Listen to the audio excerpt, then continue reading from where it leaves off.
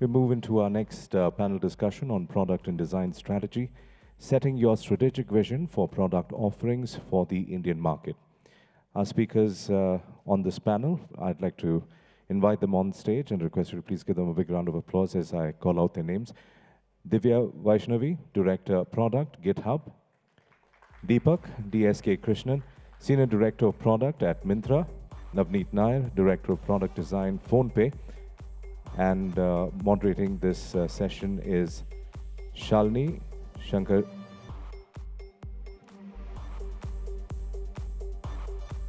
Moderating this session is Shalini Sankarashana. Hi, everyone. Thank you so much. I have a wonderful panel, a very colorful panel, so I'm hoping that we can wake up the audience if they are not. I have the privilege of talking one of my most favorite topics, product and design. Thanks, NASCOM, for the opportunity. A quick introduction of the panel. Divya runs products for GitHub. Most of us in the room know GitHub, so we'll have lots of questions for her. Deepak runs products for Myntra, and Navneet runs products design for PhonePe. So I think we have a panel here which is going to represent product and design for Indian and global markets. So let's get into exploring some of these topics. When I saw the composition of the panel, the first thought that hit me was that as we're discussing setting up strategy for an Indian market, the diversity in the panel shows me that there is the concept of two homegrown organizations, world-class from India, and a global organization represented coming into India. So I think I want to start off the topic by discussing that aspect with all three of you. Divya, as you came in from GitHub, and I know you've talked about being in Hyderabad and you came into Bangalore. So how has been your experience as you look at, you spoke about India's developer ecosystem being the fastest growing consumer base for GitHub. When you started bringing in GitHub into India as an organization, what were your initial reactions of what you expected versus how we are going? And is it only about being scale as you came into India, or have there been other considerations that you have been looking at as you're growing your own business? Awesome. So I think India is at a great stage right now where global companies not only come for the talent, but come for the consumer base. And that was the biggest reason that GitHub came to India. I see. Developers in India are the fastest growing community, not only in India, but in GitHub as well. It's our fastest growing. 8 million developers in GitHub are from India. So I think consumers led us, or the developer community brought GitHub to India. What we found in terms of how has it been was kind of your next question, right? So what we found is it's a thriving community, a thriving ecosystem, both from, say, in terms of the data as well, like 200 million plus contributions in the last year came from India. So it's a very thriving ecosystem. It's also fastest growing, but also in terms of whether, with every aspect, whether it is students, whether it is enterprises, whether it's for startups, we've seen that kind of adoption in India. And the second part is obviously the talent, something that India is known globally for, is again a big reason for companies, or especially, say, GitHub, to come to India, because it gives us that leverage. And again, with developer tools and with developer community here, it's like building things for yourself. That's a great way of looking at it. Thanks, Divya. I do want to explore a bit more on what does it mean for building for developer ecosystem, probably in the next one. Deepak, building on the same point, which is she spoke about fastest growing consumer base. And I'm sure that was probably one of the key considerations when Myntra started looking at India as the market, as you home grew the organization. In your product team today, As you look at building products for Myntra, Myntra has gone through multiple phases of evolution. We all have been consumers. What are some of the considerations that you look at as you look at your product strategy for the next 12 to 18 months? Wow, okay. So yes, if you look at the markets are growing, and I think all of us would be aware here that fashion is almost like the gateway to e-commerce. It's one of the most bought categories, right? So when we think of the next 12 to 18 months, we're seeing newer cohorts of customers. Very specifically, there's a large population of Gen Z customers coming into the market. They are digital natives. Therefore, their mental models of how they purchase products is fundamentally very different, right? Their aspiration levels are also very different, right? So when you put in their aspiration, their exposure to digital products, you then get a very interesting situation where one would think that, when you're going to, say, Gen Z customers in, say, tier 2 or tier 3, there is this mental block that many of us have there. Many times when foreigners come to our country, say, oh, India, this is how it is, right? Most of us sitting in Bangalore building for products have this weird mental block that, okay, people from tier 2, tier 3 have very different behaviors, right? So this is a very old school marketing myth to say that, okay, if I look at customer cohorts, if they come from, rural parts of India, this is how they are. But the digital world has changed. If I speak to our customers who are coming in from, tier 2 markets, tier 3 markets, newer cohorts, in a digital world, the kind of exposure they have is phenomenal, right? So when we speak to customers, they come back to us and say, hey, I've been using Google Lens to do shopping. And we're like, what? You've already been exposed to Google Lens at this point of time. Or they say that, I've been looking at YouTube and the kind of inspiration that I get. Why aren't you as cool as YouTube? So the pace at which the newer cohorts or newer customers coming into India with digital exposure are learning new mental models for shopping or even using digital products is mind-blowing. So for us, keeping a tap of those trends, understanding those nuances, and therefore, again, at the end of the day, we are in the business of selling clothes, right? So building the right selection, the right kind of shopping experience, and value to these newer cohorts becomes the foundation of how we think about product strategies. Interesting. Right? So that's how we think about it. It's a very broad abstraction that I'm giving at this point of time, but it gives you a sense of how to think about the Indian market. I think one of the key things that you touched upon, which is a very new breed of consumers, not new people, but new breed of consumers. So as you said, tier 2, tier 3. Would you say tier 2, tier 3 is actually growing as your consumer base faster than you anticipated? Most definitely, most definitely. Okay. So we are seeing, so COVID has been a massive accelerant to this behavior, right? So when we speak to some of our customers, right, they are all very aspirational in nature. So we're talking about selling fashion, not clothes. And the distinguish thing that we make here is fashion is selling an emotion and aspiration. Clothes is functional in nature. So when we speak to these customers, they're already exposed to brands like, say, a H&M or a Zara. And the prior ways in which they used to shop was they'd have to go to a main town, go to one of these retail outlets and buy. And with COVID, their needs for expressing themselves still remain. They were still digitally connected on, say, the Instagrams and YouTubes and showcasing themselves, but they didn't have the means. So this rapidly catapulted the pace at which, fashion e-commerce per se started penetrating into these markets. And therein we saw the difference. Wonderful. So that's how we've been seeing the market. Thanks, Deepak. And Navneet, payments has been going through all kinds of roller coaster ride. But I guess it's really taken off in a hockey stick globally and also in India. So from a PhonePe standpoint, when you look at how our consumers have adopted left, right, and center the digital payment infrastructure, how have you been refining or evolving your strategy?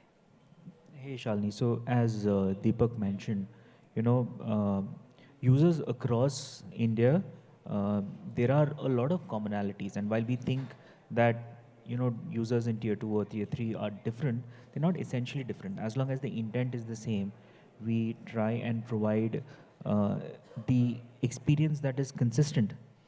That is really what matters. So as far as payment is concerned, yes, there has been for most digital products out there, payment has seen this hockey stick growth primarily because there is no other way to make payments during the pandemic, during the lockdowns. So digital payments have seen that hockey stick growth, and it's consistently been there, and it's continued even after that.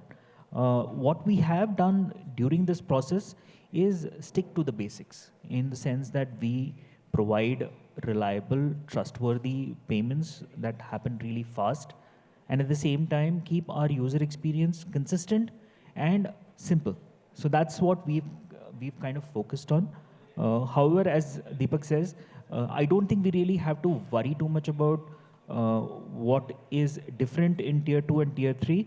There is a lot of aspirational intent in that cohort out there that looks at making sure that they are not treated any differently just because they are tier 2 or tier 3. They are equal in terms of digital citizens, and they should be treated that way.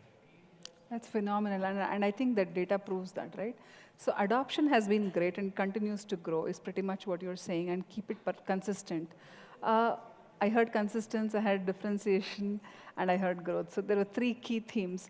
But all of them speak of the scale that India is known for, right? Both in consumers and as you build your own organization. So maybe starting from you, how do you look at scale, especially when you're building for India? So for us, the way we looked at scale is that it's kind of been integrated into our value itself. So when we look at our value, it is to enable every Indian to progress through providing access to payments and services. And when you have a value that encompasses the whole of India, scale is inbuilt into it. Just to give you an example, today, consistently we have been doing 100 million plus transactions, in fact, close to 125 million plus transactions a day at PhonePe. And the code that allowed us to do one transaction a day on day one is the same that we use today. So when we built for scale. The idea was that when you're building something that is enabling payments for everyone, we were looking at, okay, how has digital payments been happening in China, and what is the scale at which they are doing it? And we were sure that we're going to reach that level. And hence, right from day one, we have been building for scale. Okay. And the same thing with design itself. The design has been built in a way that it is consistent and can scale across the new sets of use cases that keep getting added over time. So designing for scale is also something that we have always kept in mind. That's great. So built for scale, built to last, I guess that's kind of what you're talking about. How about you, Deepak? Also, if you could help elaborate, one is scale, and second, as an India market, and as you're getting different sets of customers, especially in the fashion industry, how do you look at the price sensitivity of what you put together as your offering? How is that affecting your product or design considerations? Great. So I'll answer first the scale component. Sure. So again, our vision has always been to make fashion-loving Indians, giving them access to be more stylish and expressing themselves. So it's at India first is what we think, right? But unlike other digital products, with fashion there comes a huge degree of diversity.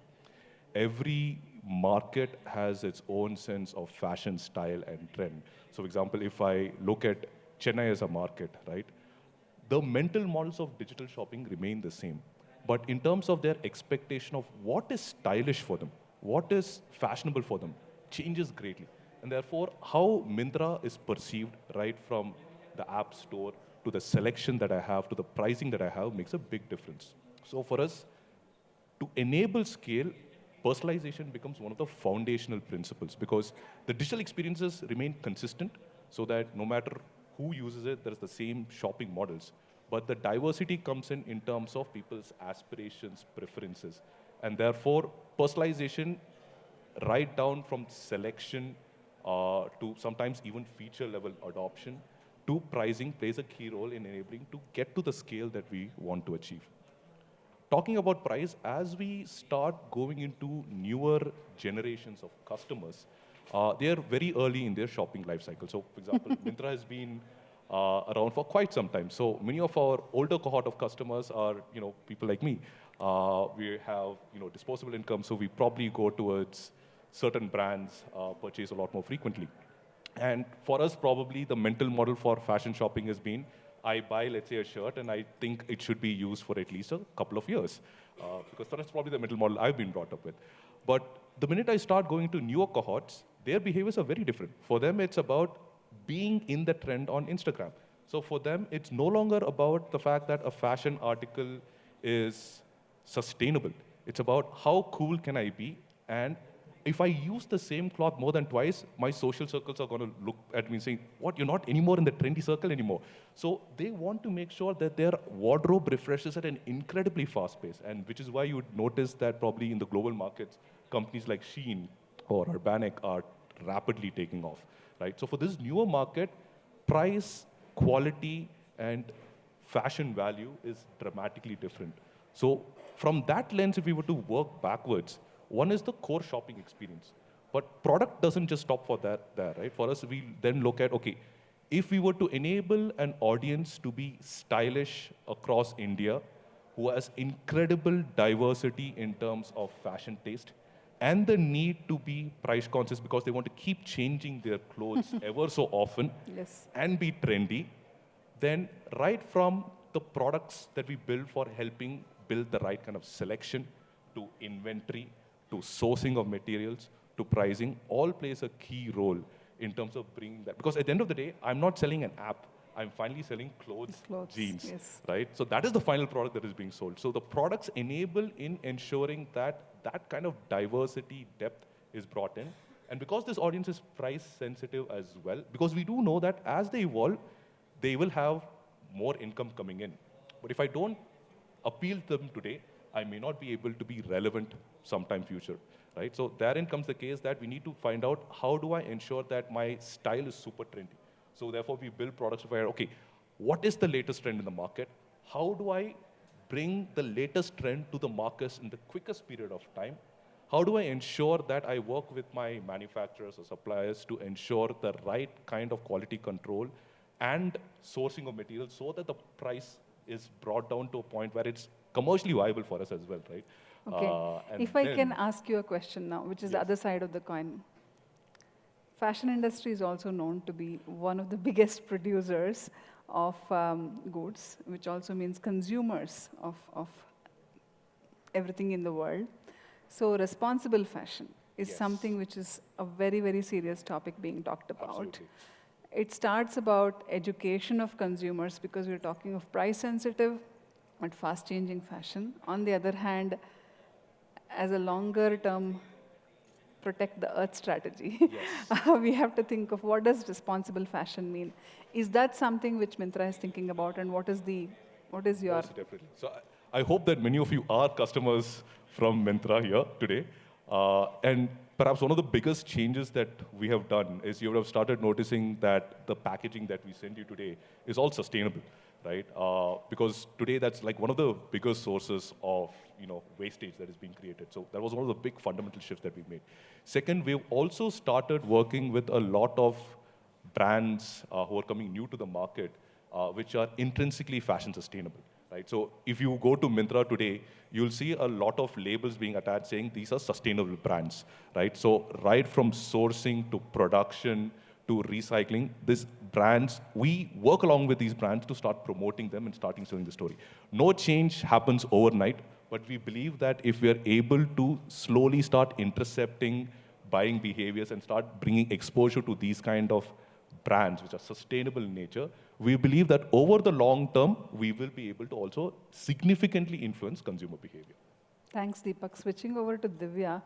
Divya, you spoke earlier about one is the fastest consumer base. So would love to hear your thoughts on the scale part of it.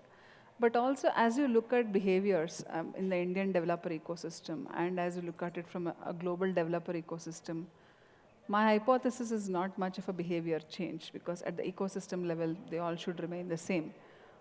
Would you care to add more on that? One is scale, second is the behavior. So on the scale part, you're right. like GitHub is built for scale. GitHub is the platform for all software developers in the world to come together, build, and fulfill their core dreams. 80 million developers on GitHub platform today. And India has tested us well, and that's a good way to put that. And we've proved, we've sustained it. So I think from a scale perspective, GitHub is built for scale, and India is no separate, or we've not done anything specifically for India. Then coming to like how is the Indian developer different than the world developer? And again, when it comes to, I feel most of us are also, say, as Rajiv or Deepak and Navneet mentioned about the digital learnings that each one of us has got, the developers are very similar too. So across the board, the core needs of the developers are very, very similar. Each one wants to learn, contribute, go fetch their dreams and build what they want to do. So we've not seen anything very different in India than we would have. And across the board, again, that's why I say the newer bets that GitHub has made, whether it's code spaces, whether it's Copilot, India developer ecosystem has adopted them in the same ethos as the other global developers, or whether it's in the US or other countries have. So we've not seen a drastic change. However, with, say, few of us being here and closer to this community, what we've been able to also do is run experiments, learn from this community, and then take it global. Okay. So we've done few of those as well. So like, especially, so I lead the GitHub education area for product. And we've done certain experiments in India. Externships is an example where we've done really well in India. We learned and connected with the partners here, students here, and made it kind of work as an experiment, and now we're taking it globally. So there are a few other experiments like that we've done, where we're locally more connected with the community and then taking it global. Wonderful. Question back to Deepak. One of the key things that we talk about as we are building products for Indian consumers, we talk about is key considerations could be, how do you look at your typical functions like user research, consumer research, market research, because this is a unique market, unique set of consumers. Second would be, how do you do support for vernacular?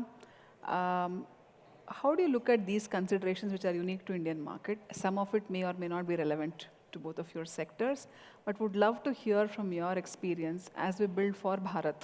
What would be those key unique considerations both from design and product? So in terms of the need for these functions, I think this is foundational to building great products anywhere in the world. Right? It's not specific to India, right? The need for user research, the need for market research, because it's super cool to sit in a room, brainstorm with a bunch of folks, and say, I think my customers are this way, I think my customers are that way. But at best, it's a figment of your imagination. The kind of beautiful, deep insights that you get when you observe customers. See, sometimes when you speak to customers as well, they may not be able to articulate. So it takes a lot of judgment to actually understand what is the actual pain point. So you need to have a variety of techniques to make meaningful inferences.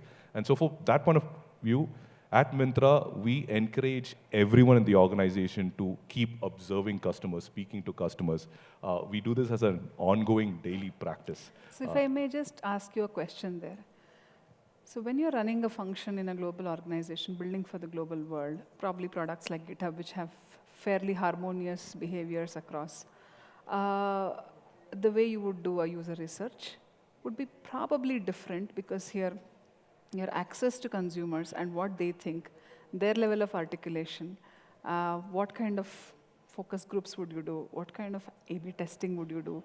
I'm trying to get some more insights into that, and how would you train your teams, or how would you even hire your team so that they have a diverse outlook of getting into this consumer base? I think in your industry especially, that seems to be very relevant. True, I can probably answer for Myntra, then maybe Divya can answer for GitHub. See, for us, at the end of the day, it all starts with building good hypothesis, right? And once you frame good hypothesis, you can either validate it by observing your customers, or you could look into quantitative data. So you run a run of analysis and you find out what is causal. Or you quickly build a set of features and validate it through experimentation. So all these three essentially helps in building stronger, confident insights, which allow you to build better products. So towards that extent, we do focus, I would say, there isn't one singular framework. Of course. We try to find out the most relevant frameworks for the context of the problems that we're trying to solve. But we do have programs to keep training our teams, making sure it becomes a culture, a DNA for us, so that user research or user understanding is foundation or one of the first principles of building great products, right? But yeah, maybe Divya can speak about how globally this manifests. I think the only part that I would add here is the hypothesis-driven development. As important it is to prove your hypothesis, it's equally or maybe more important to invalidate or disprove your hypothesis. That's wonderful to hear. Because then, like, I think data says that a big percentile of products that get built don't get used. And it's because our own biases come in picture. And the big part that we do to manage those biases as well is bring the right cohort. Whether it's in terms of, say, a power user, a new user, somebody who's never heard of GitHub or using a compete product, diversity or again, removing those biases with respect to even the countries where they are or how their usage is or exposure to open source or building for enterprises. So all of these, and it needs that variety to be able to really build that global product or whatever, a product which works for a larger segment than just your focus segment. Thank you. I would leave with one last question and then probably time for audience questions. Common question to all three of you. Maybe we'll start with you, Navneet.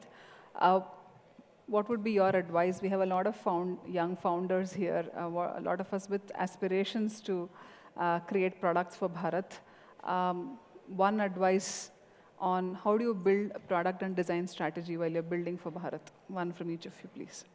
For me, one thing I would definitely emphasize on, and that's something that we do very often at PhonePe, is having a bias for impact. Unless we put things out there, there is no way of knowing how people are going to react to it. So it is really important for us to get in early. Same thing with, whether you are building anything, getting that early feedback, even from a smaller set of users, is so much more useful than spending time sometimes going and talking to them, which is very important to understand where the users are coming from. But sometimes it is only when you're providing them a solution that they are able to react and exactly let you know what is happening. So the importance of getting things out early cannot be emphasized enough. Thank you. So fail fast, if you have to. Please. I would say we don't have too much of a different mantra as well. I think it's a universal truth of building products. Learn fast, fail fast, put your things out there. At the end of the day, there's only so much a customer can express. Sometimes you have to invent on behalf of the customer so they can probably express, but you need to take a leap of faith to design magical experience, put it out there, but you don't know whether it'll work until. So one of the key principles for us is also then figuring out at scale, how do we build the right kind of MVPs to rapidly test with the right cohort of customers. If you put the wrong or the right product to the wrong customer, you are not going to take away the right. So it's really, really important that you not only focus on the right segment of users, but the right products to put it out there, and learn quickly from them, and then figure out what is the way to scale. Sometimes what happens at organizations at scale is you tend to predominantly starting scale first. The problem is then you probably end up building products which don't work, and the cost of then reinventing the wheel becomes too costly. So what is the right MVP framework to quickly put out products, learn from the market, and put the product out to the right markets? This would be our guiding principles. That's attaining nirvana, right? It's but that's so that easy should be to the say, very effort. difficult to do in yes, reality. Yes, absolutely. Divya. Yeah.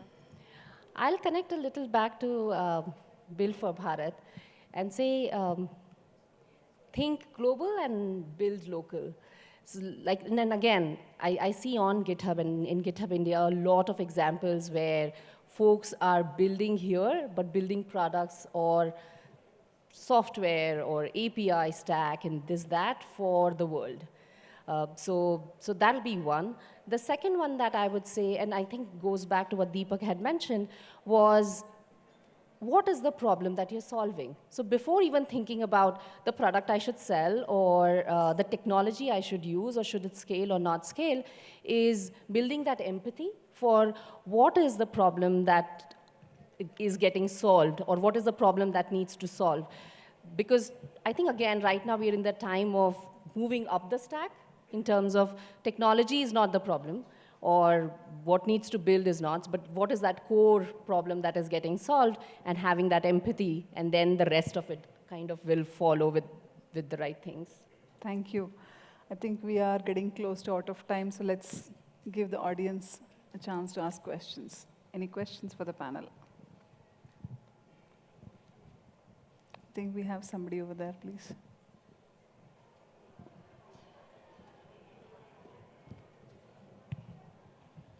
Hi, thank you for this great session. My question is to Deepak. So at Myntra, when you define your target user personas, how deep do you go into characterizing their behavior? And how often do you refresh your target persona, especially because, as you mentioned, there are new cohorts coming in at all times? That's a great question. Also a difficult question to answer, because essentially every form of cohortization is at best an abstraction, right? You really can't get into the granularities. So you start with a hunch on who you want to focus on. And I would say, there's an old school way of in marketing where, you look at psychographic demographics.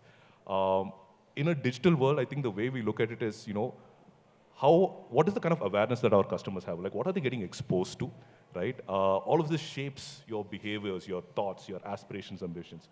Second, what are your behaviors? And here we try to look at the lifestyle for an individual in totality, right?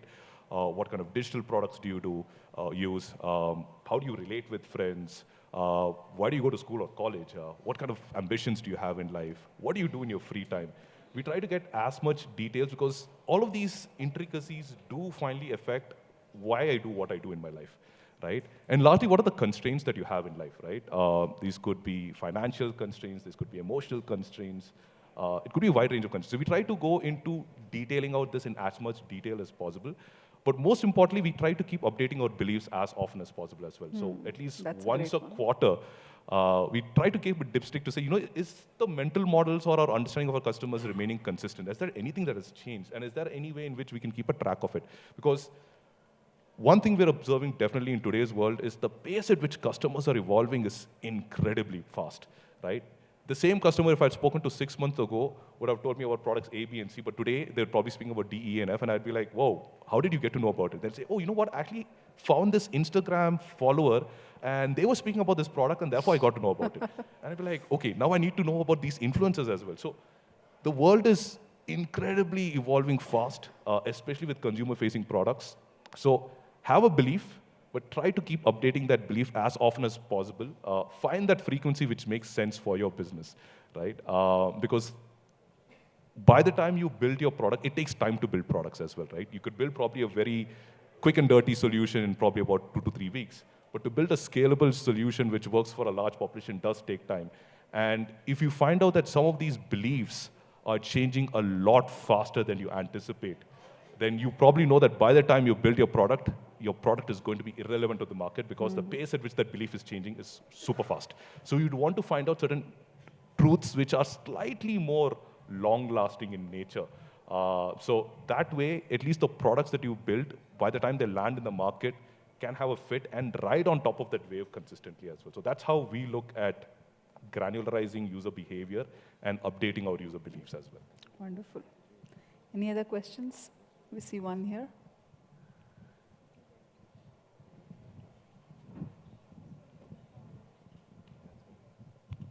Hi, everyone. My question was around when we think of scale, there are possibilities that we use third-party systems, right? So that comes with its own licensing costs, operating costs, etc. So how, in that context, how does scale fit in? So do you make a decision to in-house, build in-house, or continue to spend on the third-party systems? In the scale frame of work, how does this fit in? Anybody wants to take it, or I can? I would say we do both, and it's a weird response, but it depends. It depends on what we're testing and the scenario, the circumstance. So we use third-party tools, or we depend on a lot of open source software to do that as well, so proprietary as well as open source software. And in certain cases, I'm trying to think of good examples or a framework to give you to decide which to use when. Actually, it depends on the tools that you're using as well. So sometimes there are few tools which are really good when it comes to, say, user testing or load testing in terms of the number of concurrent users and things like that, and you'd use a tool instead of building in-house. But in certain other scenarios where it's not so common, you'd kind of build it. If I don't may know just, if any of you have a sorry, better... Yeah, I I'll could try just to add take a stab sure, at Deepak, how go we on. do it at Myntra. So again, it's a function of the goals that you're seeing. See, whether the product you're building in-house or you're buying, it's to solve a problem, right? Now, when you're trying to solve that problem, what are your basic first principles of product, right? You'd want to say, how quickly do you want to get to market, right? Is there a sense of urgency? Second, what are your constraints, right? Be it whether you want to build in-house or get it from an external market, you'll either have a skill constraint. For example, for a problem that you're trying to solve, maybe the people within your organization aren't skilled enough to solve for it really well. That becomes a consideration. Second, you probably may not have bandwidth, but you may have money. So then the question becomes, okay, do I deploy capital to solve this problem, or do I deploy my bandwidth? If you have to make trade-offs between products that have to be built for core usage versus supporting functions, then you'd want to take certain guardrails saying that no matter what, if it is part of my core experience, then it's better for me to build it ground up, and it's okay that I'm probably delayed to market, because the cost of having to reinvent or build a better abstraction to solve at scale and to create magical experiences becomes very costly. So there are a wide range of parameters. So we largely then try to say, okay, what is your GTM? What are your constraints from a cost perspective or from a skill perspective? And what are probably your core products which you want to, so you have to have some kind of guardrail system or guidelines to say what products will never get outsourced or brought from the outside. Because you would want to craft this really, really, really well. For everything else, you're willing to make trade-offs to say, I can buy it. One other interesting problem that comes at scale, not so much for early-stage startups, is integration costs. At scale, you may have a lot of tech legacy. We have tried to do a bunch of tech integrations. It always comes back that usually third-party vendors may not operate at the scale at which you think about. Or your architecture is inherently way more complex, and therefore getting these two systems to work together becomes really complicated. And mostly, when you try to buy a third-party solution, most vendors will always try to upsell and say, yeah, don't worry, my solution is definitely going to work for you, right? So in that process, you'll be like, oh, wow, you'll try to pitch to your senior management, et cetera, but you need to do a lot of due diligence, try to build a lot of proof of concepts, or try to connect with people from other organizations at similar scale, similar architectural challenges to understand that, hey, can I even do these integrations, or is this a little bit of an oversell that's coming in? So we probably burnt our hands a little too much on this side, so speaking from a little bit of experience here. I would just reiterate on that point. Don't just throw the third party as a solution to every question that happens. What could look like a very economical proposition could become super costly. Yeah. At the same time,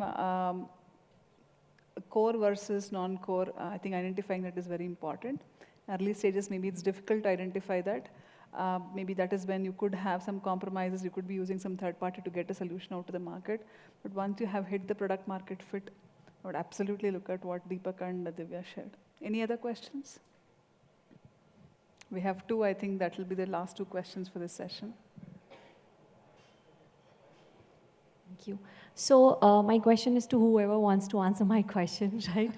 So when we're talking about strategy, and if we're trying to build a startup that is basically based on D2C, what is the strategy you would like to suggest in terms of awareness of the Indian market? Because most of the market penetration can only happen when people are aware, And the startup can be, anything. Like, for example, PhonePe. Like, people would not be like that quick to get, do digital payments. But when they're aware of what they're doing and then be able to, after awareness, be able to have trust on that, that is when they start adopting the platform or the product, right? So what is the strategy for awareness that you would like to recommend to startups and entrepreneurs? So if I could, there could be multiple ways that you could do it.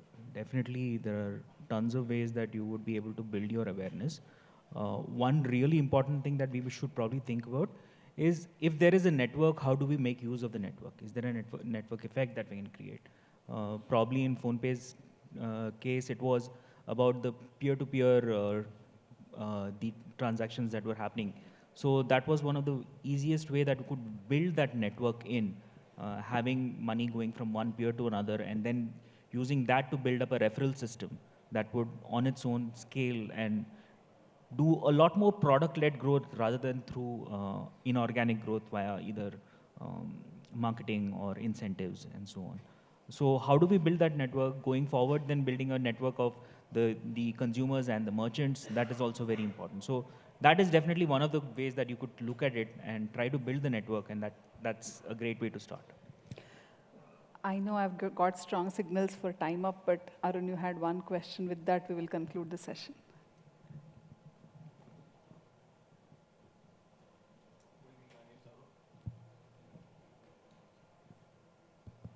Yes. So quick question, again, may not be very relevant to UX.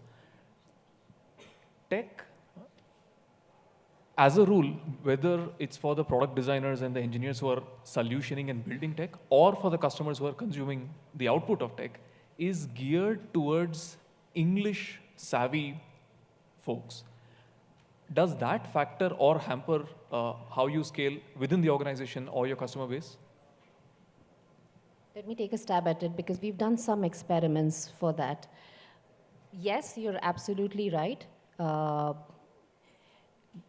Localized content or localized product, localized frameworks, platform obviously helps because it breaks the barriers, basically, right?